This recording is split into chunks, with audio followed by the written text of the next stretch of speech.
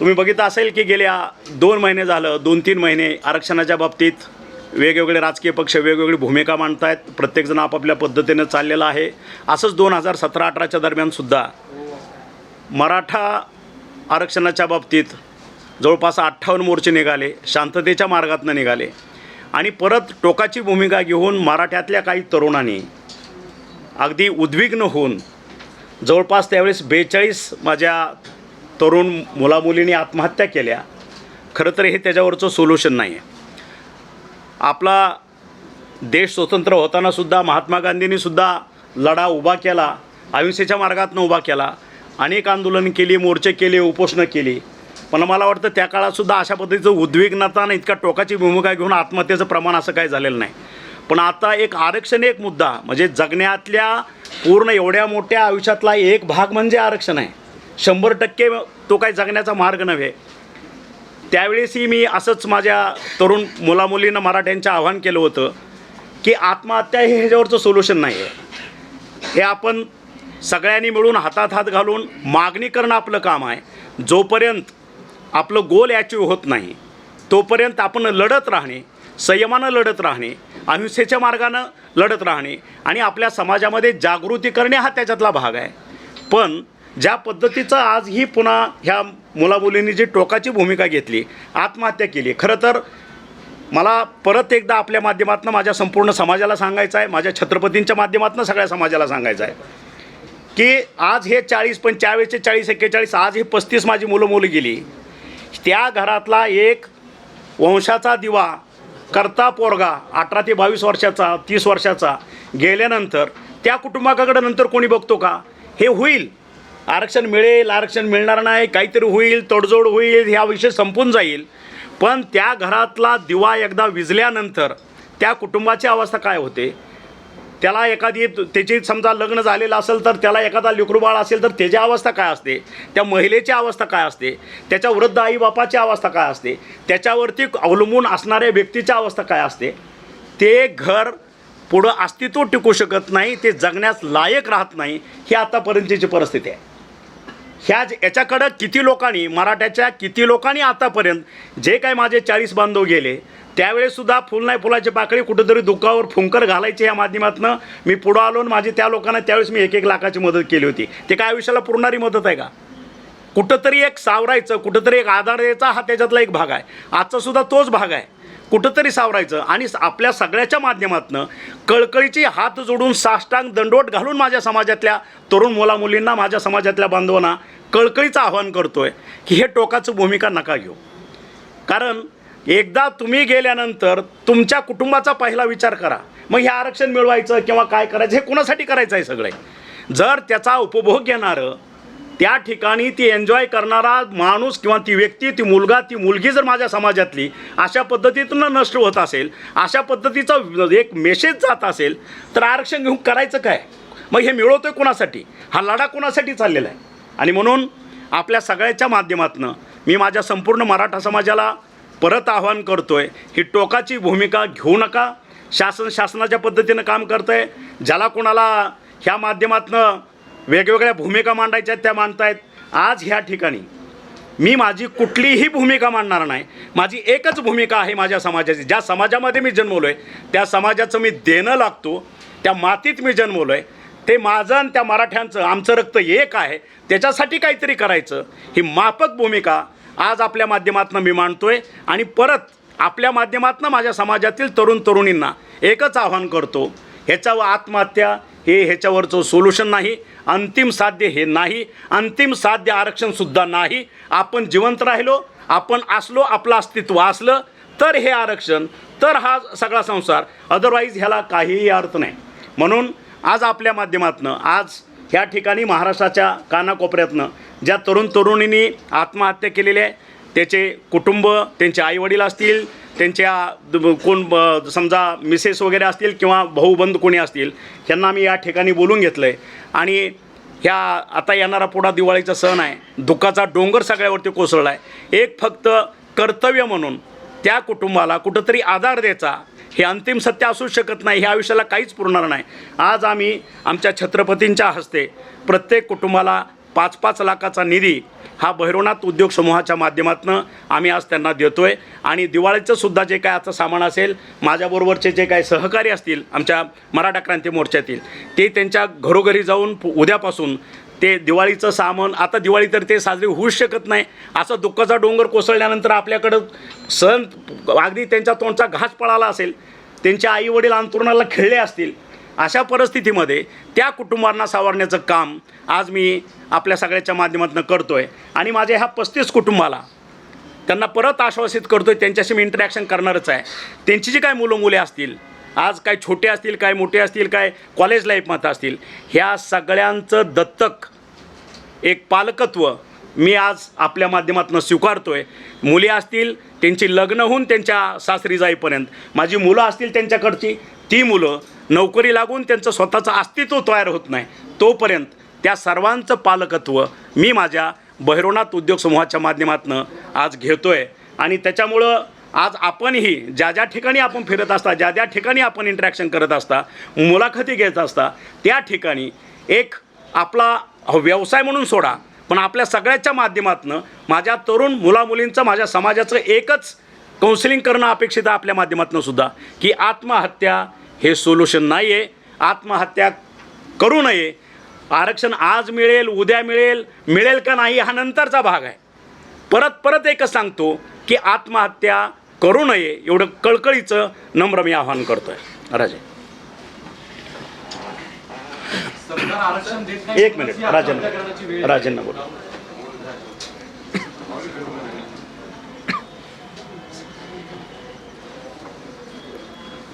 आज सकाळी नामदार डॉक्टर तानाजी सावंतांचा मला फोन आला. मी खऱ्या अर्थाने पुण्याहून मुंबईला निघालो होतो आणि त्यांनी मला सांगितलं की राजे, कुठल्याही परिस्थितीत आपण जायचं नाही, कारण का ज्या मराठा समाजातल्या मुलांनी आपल्या समाजासाठी ज्यांनी बलिदान दिलेलं आहे, आपला जीव दिलेला आहे, या घरच्या लोकांना आम्हाला काहीतरी भैरवनाथ समूहाच्या माध्यमातून मदत करायची आहे. आणि म्हणून मी थांबलो हे निश्चित आहे. पण इथं येत असताना मला अत्यंत दुःख वाटत होतं.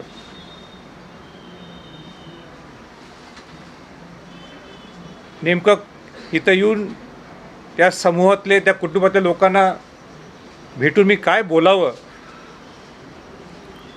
हा सगळा डोंगर माझ्या समोर येत होता. पण कुठंतरी आपण पुढं यायला पाहिजे, प्रबोधन करायला पाहिजे. महाराष्ट्रातल्या समाजातल्या लोकांना तितकं सांगणं गरजेचं आहे की आत्महत्या हा काही पर्याय नाही आहे. ज्या शिवाजी महाराजांनी आपल्याला स्वराज्य मिळवून दिलं, ज्या शिवाजी महाराजांनी आपलं स्वराज्य हे सुराज्य व्हावं ही शिकवण आपल्याला दिली, ज्या शिवाजी महाराजांनी आपल्याला लढायला शिकवलं आपल्या स्वराज्यासाठी, आणि स्वराज्याचे अनेक पैलू आहेत, आणि अशा महाराष्ट्रात त्याला कारण कसले असो, आणि अशा महाराष्ट्रात जर आत्महत्या होत असेल, कुठल्याही अँगलने ते प्रवृत्त होत असतील आत्महत्या करायला, हे बरोबर नाही आहे. त्या घरच्या कुटुंबांना तर भेटूच, पण ह्या महाराष्ट्रातल्या सगळ्या बंधू भगिनींना मला सांगायचं आहे, त्या विद्यार्थ्यांना सांगायचं आहे की आपल्याला शिवाजी महाराजांची शिकवण ही आत्मचिंतन करणं गरजेचं आहे. आत्महत्या हा पर्याय नाही आहे. कुठलाही विषय असेल, कसलाही प्रसंग असेल, आपण लढून तो आपण मिळवायचा असतो. लढणं हे आपल्या संस्कारात आहे, लढणं हे आपल्या रक्तात आहे आणि खऱ्या अर्थाने महाराष्ट्राने तर बाकीच्या राज्यांना आदर्श द्यायला पाहिजे की हा महाराष्ट्राचं हे वेगळंपण आहे दुसऱ्या राज्यांच्यापेक्षा. म्हणून आज डॉक्टर तानाजीराव सावंतांनी पुढाकार घेतला असेल, ह्याला कार्यक्रमसुद्धा आपण म्हणू शकत नाही, पण त्यांची इच्छा होती की आपण समाजाला काहीतरी देणं लागतो. आणि म्हणून त्यांनी आग्रहाने मला सांगितलं की राजे, हे आम्ही लोकांना, या सगळ्या ज्यांच्या घरी ज्यांनी आत्महत्या केली ज्यांच्या घरातल्या लोकांना आम्ही देऊ शकतो चेक, पण शिवाजी महाराजांच्या घरातला जर एक व्यक्ती आला, शाहू महाराजांच्या घरातला एक व्यक्ती आला, तर महाराष्ट्राला एक वेगळा संदेश जाऊ शकतो. आणि म्हणून मी आज इथं आलो आहे. आणि म्हणून मी सगळ्या महाराष्ट्रातल्या तमाम जनतेला, सगळ्या बंधू भगिनींना, सगळ्या विद्यार्थ्यांना मी सांगू इच्छितो की शिवाजी महाराजांचा आचार विचार घेऊन आपण चालणारे आपण पूर्ण महाराष्ट्राचे सगळे जनतेतले लोक आहोत. म्हणून जीवनात अनेक वरचढ येत असतात, सगळ्यांना येत असतात, अनेक संकट येत असतात, सुख दुःख आपल्या समोर येत असतात. पण हे सगळं करत असताना आपल्याला एकच, जर शिवाजी महाराजांनी जर काही शिकवलं असेल, काही जीवनात काही मिळवायचं असेल तर ते लढून मिळते, आत्महत्या करून कदापि मिळणार नाही. आपल्या महाराष्ट्रात तर लोकांनी बलिदान आत्महत्याच्या माध्यमातून नाही तर लढून आपलं जीवन दिलेलं आहे. म्हणून आपल्याला आत्महत्या हा शब्दसुद्धा आपल्या तोंडात येऊ नये, प्रवृत्तसुद्धा होऊ नये, अशी माझी सगळ्या समाजातल्या आणि सगळ्या समाजातल्या लोकांना, धनगर बांधवाला बी आपण त्यांनाही मदत करतो, सगळ्या समाजातल्या लोकांना मला हे नम्रतेने आव्हान करायचं. धनगर बांधवाच्या सुद्धा जे उपोषणाला बसले होते त्यांच्या माध्यमात त्यावेळेस त्यांच्याही समाजातील 2 तरुणांनी आत्महत्या केलेली आहे, त्यांनाही आपण बोलवलं आहे, त्यांनाही आपण आज फुलाची पाकळी मदतीचा हात देतो आहे. आणि त्यांनाही आपल्या माध्यमातून आवाहन करतो की वेगवेगळे, म्हणजे प्रत्येकजण आपापलं आरक्षण मागायच्या किंवा ह्या पद्धतीनं जे सुरू झालेलं आहे, तर लढावं डेफिनेट. प्रत्येकानं आपापल्या पद्धतीनं, आपल्या ताकदीनं, आपल्या समाजाला बरोबर घेऊन आपल्या रास्त मागण्या सरकारपुढं मांडाव्या, सरकारनं त्याचा विचार करावा, करू नये हा नंतरचा भाग आहे. पण आत्महत्या करणे हे ह्याचं सोल्युशन नाही. हे सर्व समाजातील, जसं आता छत्रपतीने सांगितलं त्याच पद्धतीनं मीही त्यांच्या माध्यमातून आणि तुमच्या सगळ्याच्या माध्यमातून विनंती करतो आहे की कृपया, कळकळीची विनंती आहे की आपल्या कुटुंबावरती दुःखाचा डोंगर उभा करू नका, त्यांना दुःखाच्या खाईत लोटू नका. आपल्या जाण्यानं काय घडतं हे त्या कुटुंबाला, जे काय पहिले गेलेले आहेत त्यांच्या कुटुंबांना विचारा आणि अशा पद्धतीच्या विचारापासून परावृत्त व्हा, एवढंच कळकळीचं आव्हान करतो. आंदोलनाचं नेतृत्व जे आहे त्याचं हे अपयश आहे या आत्महत्येच्या घटनेचं. आंदोलनाचं नेतृत्व कोण करतं, आंदोलन का करतायत? बरं, हे पहिलं आपल्याला आरक्षण मिळालेलं होतं, नंतर ते आरक्षण मिळालेलं एकदम रद्द झालं. पहिले पुन्हा रद्द झाल्यानंतर 1-2 वर्ष कुणीच काय बोललेलं नाही आणि अचानकच एक जसं वादळ यावं ह्या पद्धतीनं चाललेलं आहे. तर मला वाटतं आपल्या सगळ्याच्या माध्यमातून आपण सगळ्यांनी, जशी आमची भूमिका आहे तशी मीडियाची सुद्धा, सगळ्या प्रिंट मीडिया असेल, इलेक्ट्रॉनिक मीडिया असेल, ह्यांनीसुद्धा सर्वसामान्य तरुणांचं काउन्सिलिंग करावं की बाबा अशा पद्धतीचं आत्महत्या हे ह्याच्यावरचं सोल्युशन नाही. तुम्ही मदत करता ही चांगलीच गोष्ट आहे, पण ही वेळ कशामुळे आली याचं कारण तुम्हालाही माहिती आहे. तुम्ही मागे म्हणाला होता 2 दिवसात आरक्षण मिळेल, सरकार असेल. एक ध्यानात घ्या, मी तुमची जी विचारता त्याच्यात करेक्शन करतो. मी तुळजापूरला दर्शनाला गेल्यानंतर मी हे म्हटलं होतं की 2 दिवसात ह्याच्यावरती तोडगा निघण्याची शक्यता आहे. वाक्य तपासून घ्या.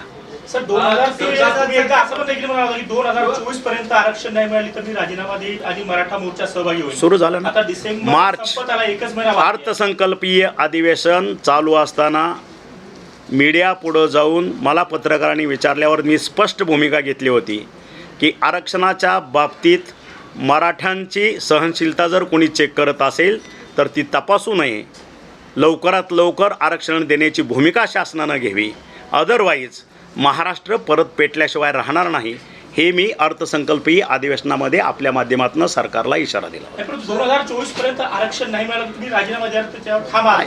बघू ना, आता चाललंय ना, 31 डिसेंबर अल्टिमेटम आहे. समजेल ना काय करायचं ते आम्ही ठरवू. आमचे राजा आहेत, छत्रपती आहेत, माझा मराठा समाज आहे, त्यांच्या माध्यमातून योग्य ती भूमिका घेऊ. या 2 महिन्यात आरक्षण मिळेल असं वाटतं का तुम्हाला? या 31 तारखेपर्यंत हे सरकार आरक्षण देणार आहे? एक लक्षात घ्या, जर तरच्या भूमिका ह्या गोष्टीवरती मी काय भविष्यवाणी नाही किंवा भविष्याचं नाही, मी काय कुठला पंचांग घेऊन बसलेलो नाही आहे. हा लढा आहे, जरी मंत्री असलो हा लढा आहे आणि कायदेशीर काही बाबी आहेत. आलं लक्षात.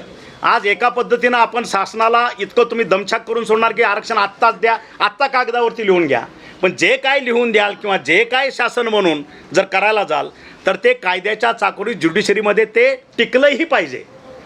पहिला जसं दूध पोळलं की ताक फुंकून प्या असं जमवतो, पहिलं एवढं टिकवलेलं आरक्षण देवेंद्र फडणवीस साहेबांनी दिलेलं आरक्षण त्यांनी हायकोर्टात टिकवलं, सुप्रीम कोर्टात का टिकलं नाही ह्याचा जाब मला मीडिया कोणीच विचारलेलं दिसत नाही आत्तापर्यंत. सुप्रीम कोर्टात का टिकलं नाही तेही बाजू ऐकून घेतली पाहिजे. का टिकलं नाही ते सुप्रीम कोर्टात आरक्षण मराठ्यांना दिलेलं, आणि मग आज हे परत वेळ का आली, परत मुवमेंट शून्यातनं का सुरू झाली, हा नंतरचा भाग आहे. हा पार्ट 2 आहे. पार्ट नाही, माझे हात जोडून विनंती आहे सर्व मीडियाला, पार्ट 1 विषयी आपण का विचारत नाही. टिकलेलं आरक्षण असेल, मी परत माझी पोटतिडीक ऐकून घ्या. टिकलेलं आरक्षण का गेलं, का टिकवता आलं नाही त्या सरकारला, तात्कालीन सरकारला हे आरक्षण का टिकवता आलं नाही हा माझा प्रश्न आहे. तुमचं पण अपयश आहे, तुम्ही मंत्री होता. कुठला? उद्धव ठाकरे मुख्यमंत्री असताना मी नव्हतो. मग तेच आप जरा तपासून घ्या, मी मंत्री नव्हतो आपल्या माहितीसाठी. म्हणून हे बघा, आता हा विषय आजचा दुःखाचा प्रसंग आहे. ह्याच्यासाठी वेगळा डायस निवडतो, त्याच्यावरती मी माझी परखड मतं मांडतो. तुम्हाला परत एकदा इन्व्हाइट करतो दिवाळीच्या नंतर. पण आजचा जो विषय आहे, मी बाजूला नसावा. सर, ओबीसी समाज पण आक्रमक झालेला आहे. जे सरकारी मंत्री छगन भुजबळ आक्रमक झालेले आहेत. अशाने आरक्षण मिळेल असं वाटतं? ते त्यांची भूमिका ते मांडतील, त्यांचं समाजाचं नेतृत्व ते करतात. जितक्या व्यक्ती तितक्या प्रकृती, प्रत्येकाला आपापला विचार आहे. लोकशाही आहे, प्रत्येक समाजाला आपलं अस्तित्व आहे, प्रत्येक समाजाचा आपापला विचार आहे. तुम्हाला आठवत असेल की 2019च्या दरम्यानसुद्धा मराठ्याच्या आरक्षणाच्या बाबतीत मी माझी भूमिका काय घेतली होती, मराठ्याच्या आरक्षणाच्या बाबतीत आम्ही काय काय केलं, छत्रपतींनी काय केलं, आम्ही केलं सगळ्याला माहीत आहे. त्याच्यानंतर धनगर आरक्षणासाठी सुद्धा मी लीड पार्ट घेतला होता. मी सर्व धनगरांना घेऊन, उद्धव ठाकरे साहेबांना घेऊन, आमचे तात्कालिक पक्षप्रमुख देवेंद्रजी फडणवीस मुख्यमंत्री ते त्यांच्याकडे गेलो.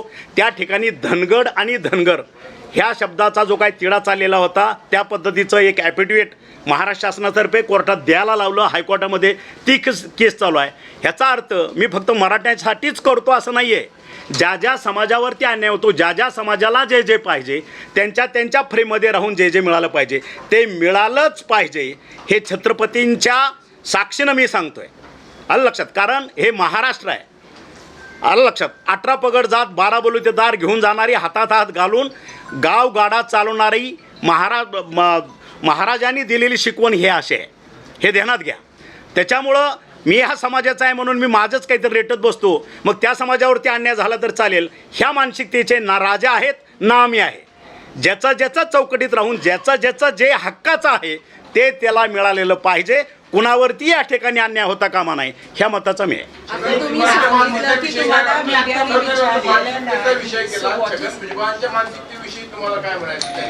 हे बघा, म्हणून सांगितलं मी कुठला सायकेट्रिस्ट नाही की कुणाच्या मानसिकतेविषयी विचार करायचा. आजची घटना ही दुःखद घटना आहे. या ठिकाणी आपल्या सगळ्यांच्या माध्यमातून मी आपल्या सर्व समाजांना, मग धनगर बांधव असतील किंवा मराठा बांधव, आज आंदोलनाच्या तयारीत आहे किंवा जे सुरू आहे, आत्महत्या जे चालू आहेत, हे कुठेतरी थांबल्या पाहिजे. ह्याच्या मागचं साधं एक मागणं आहे आणि आपल्या माध्यमातून महाराष्ट्र पुढे मांडावं, ह्याच्यासाठी मी आपल्याला कळकळीने ह्या ठिकाणी बोलवलं. चला.